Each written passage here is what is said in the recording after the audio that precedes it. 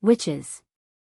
For centuries this word brought fear, images of evil old women on broomsticks, casting curses, and making deals with the devil. But the real story of witchcraft is far more powerful, ancient, and beautiful. Witchcraft is the practice of using natural energies, intention, rituals, herbs, crystals, moon phases, and spiritual forces to create positive change. A witch is simply someone who practices it. Most follow the rule, harm none. Today, we're exploring all 17 major types of witches in modern witchcraft. Whether you're a baby witch just starting or simply curious, this is your complete guide. Let's begin. First up, the Coven-Based Witch. These witches don't practice alone. They join a group called a coven, usually 3 to 13 members. They cast circles together, raise energy through dance and chanting, celebrate full moons and seasonal Sabbats, and follow traditions like Gardnerian or Alexandrian Wicca with a high priestess leading.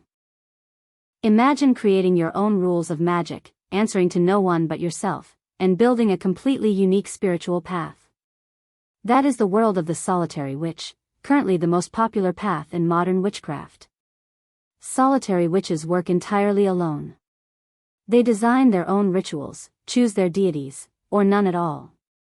Their practice is incredibly flexible. One day they might do elaborate candle magic under the full moon, the next day simple kitchen spells or meditation with crystals. Solitary witches often experiment fearlessly and evolve rapidly. Hereditary witch. What if your grandmother taught you secret spells that her grandmother taught her? That is the reality of a hereditary witch. Their magic is passed down through bloodlines, often kept secret for generations. These traditions include unique family recipes, spoken charms, protective rituals, and ancestral knowledge that is rarely shared outside the family. Hereditary witchcraft can include Appalachian folk magic, Italian striggeria, Mexican brujeria, or various European cunning traditions. The focus is usually practical, healing family members, protecting the home, bringing prosperity, and removing curses. Many hereditary witches have strong ancestral altars and work closely with deceased family members. A crystal witch turns stones into powerful magical allies. They spend years studying the unique properties of hundreds of crystals, their color, shape, elemental ruler, chakra connection, and vibrational frequency. They create crystal grids for manifestation, wear specific stones for protection, make elixirs, and use crystals to amplify spells. This path is gentle, healing, and deeply focused on energy work. Crystal witches often combine their practice with Reiki, meditation, and sound healing. You can find them easily in crystal shops, gem fairs, and online crystal communities. Harm to others is virtually non-existent. The biggest issue is overspending on beautiful stones or becoming too attached to material objects. Overall, this is one of the safest and most beginner-friendly paths. A cosmic witch views the entire universe as a living, breathing magical system.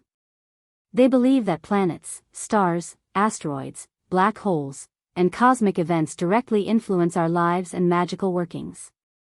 This path combines deep astrology knowledge with witchcraft. They meticulously track planetary movements, moon phases, retrogrades, solar flares, eclipses, and star alignments to time their spells for maximum power. For example, they might perform a money spell only when Jupiter is in a favorable position or a love ritual during a Venus transit. Their altars are breathtaking, featuring star maps, planetary symbols, telescopes, meteorite fragments, representations of zodiac signs, and deities like Nut, Egyptian sky goddess, Uranus, or modern cosmic entities. Many cosmic witches meditate under the night sky, practice lunar charging of tools, and create elaborate rituals synchronized with celestial events. They often study astronomy alongside metaphysics, blending science and spirituality. Green witches live in sacred partnership with nature itself. They see the earth as a living goddess and every plant, tree, and herb as a conscious ally. Their magic revolves around herbalism, gardening, foraging, ethically, creating natural remedies, and seasonal rituals. They grow magical gardens filled with mugwort, lavender, rosemary, and protective plants. Many speak to plants, thank them before harvesting, and believe plants respond with stronger energy. Practices include making herbal teas for healing, crafting potions, smudge sticks, oils, and salves. They celebrate the wheel of the year deeply, planting in spring, harvesting in autumn, and resting in winter. Green witchcraft draws from ancient European cunning folk, indigenous plant medicine traditions, and modern permaculture. Hedge witches walk the hedge, the thin boundary between the physical world and the spirit realm. They are spiritual travelers who practice astral projection, shamanic journeying, spirit communication, ancestor work, and divination. Their magic happens in liminal spaces, crossroads, twilight, and dream states. This path can be intense and requires strong protection because they regularly interact with spirits, guides, and otherworldly beings. Practices include hedge riding, flying through spirit realms, working with familiars, and using tools like brooms symbolically. Roots trace back to European cunning folk and shamanic traditions worldwide. Plant witches form deep, almost telepathic bonds with plants and their spirits. Every spell involves plant consciousness. They grow extensive magical gardens, talk to houseplants, and believe plants willingly assist in magic when respected. This path overlaps with green witchcraft but goes deeper into plant intelligence and spirit alliances. Practices include plant spirit meditation, creating living altars, and using plant essences. It is peaceful, patient, and deeply healing. Grey witches are the ultimate realists of the witchcraft world. They walk the middle path between light and dark magic, refusing to be boxed into good witch or bad witch labels. They believe magic is a tool, like fire. It can warm your home or burn it down depending on how you use it. Grey witches use benevolent magic for healing, prosperity, and protection, but they are also willing to use baneful, harmful magic such as hexes, curses, bindings, or mirror spells when they feel justice demands it. This path demands extremely strong personal ethics, self-awareness, and maturity because the practitioner must decide when enough is enough. They often say, "I don't start fights, but I finish them." Grey witchcraft has roots in ancient folk traditions where cunning folk would both heal and curse depending on the situation. In modern times, it appeals to people who have been wronged and want practical justice rather than passive, love and light, responses. Eclectic witches are the free spirits of the witchcraft community. They don't follow one single tradition, they mix Wicca, Hoodoo, Norse paganism, Egyptian magic, Buddhism, shamanism, and anything that resonates with them. Their practice is completely personalized and constantly evolving. This is one of the most common modern paths because it allows total creative freedom. An eclectic witch might do a Hindu mantra one day, a Celtic knot spell the next, and a chaos magic sigil the day after. They create their own book of shadows filled with borrowed and invented rituals. Folk witches practice the traditional, practical magic of their specific culture or ancestral region. This includes Appalachian granny magic, hoodoo, brujeria, European cunning craft, southern conjure, and many indigenous systems. Their magic is results-oriented and uses everyday household items. Practices: jar spells, candle work, petition papers. Ancestral veneration. Working with local plants and spirits.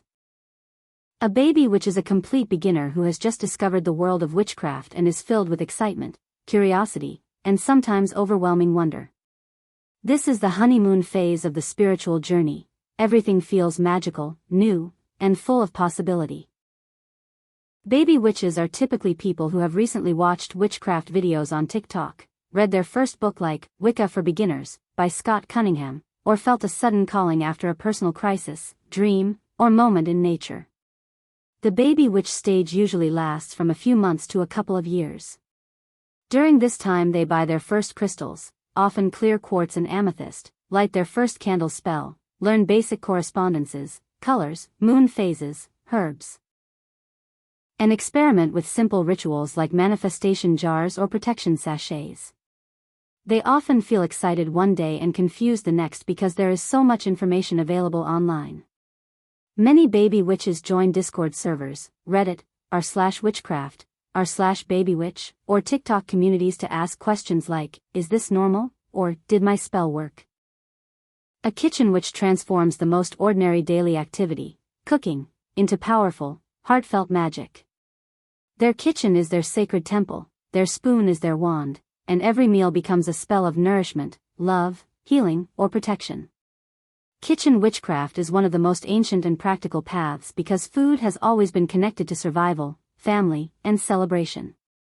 Kitchen witches stir intentions into soups, clockwise for bringing things in, counterclockwise for banishing. Infuse baked goods with specific energies, and use herbs and spices as primary magical ingredients. A simple cup of tea can become a healing potion, a birthday cake a prosperity spell, and Sunday dinner a family protection ritual. They often talk to their food while preparing it and thank the ingredients. A hearth witch, also called house witch, dedicates their entire practice to the home and family. They believe the house itself is a living entity that needs care, protection, and love. Cleaning becomes a banishing ritual, organizing becomes harmony work, and decorating becomes sacred space creation. Their magic is domestic, comforting, and incredibly powerful for creating safe, prosperous households. Tools: brooms, for sweeping away negativity. Witch bottles, salt, rosemary bundles, iron nails, blessed water, family photos on altars. History: this path is ancient, tied to concepts like the Roman Lares, household spirits, Norse hearth goddesses, and every culture's home protection traditions. In modern times it resonates with people who want their living space to feel like a sanctuary. A ceremonial witch practices highly structured, formal, and precise magic often called high magic. They follow complex rituals from grimoires, use specific tools in exact order, and perform elaborate invocations. This path is influenced by Hermeticism, the Golden Dawn, Thelema, and older ceremonial traditions. Tools: full ceremonial regalia, consecrated tools, detailed notebooks, incense, and specific planetary timing. History: roots in Renaissance magic, Rosicrucianism, and 19th to 20th century occult orders. Potential harm: low to moderate if rituals backfire due to lack of experience. A sea witch draws power from the ocean, tides, waves, marine spirits, and the vast mystery of water. Their magic is fluid, emotional, cleansing, and deeply connected to lunar cycles and the sea's changing moods. Tools: shells, bottles with ocean water, coral, pearls, blue candles, and wave sounds. History: ancient coastal traditions worldwide, from Greek sea deities to Caribbean and Pacific Islands spiritualities. Potential harm: low. Sea witches are usually emotional healers. A sex witch is a practitioner who harnesses sexual energy, sensuality, arousal, pleasure, and orgasm as a primary source of magical power. They view sexuality as a sacred, powerful force that can be consciously directed for manifestation, healing, transformation, shadow work, and spiritual growth. This path treats the body and sexual energy as a temple and a potent battery for magic. History and roots: sex magic has ancient origins in Tantra, India, Taoist sexual practices, China. Western occultism, Aleister Crowley's Ordo Templi Orientis, and some indigenous traditions. In modern witchcraft, it gained popularity through figures like Margot Anand and modern pagan authors who reclaimed sexuality from shame and turned it into a spiritual tool. Potential harm: this is one of the higher risk paths when practiced unethically. Unscrupulous sex witches can perform non-consensual energy work or binding through sexual connection. Drain partners energetically, energy vampires. Cause emotional/psychological manipulation. Create obsessive attachments or curses using sexual fluids/hair. At the end of the day, a witch is not defined by their tools, their tradition, or even their spells. A witch is defined by their intention, the quiet courage to shape their own reality.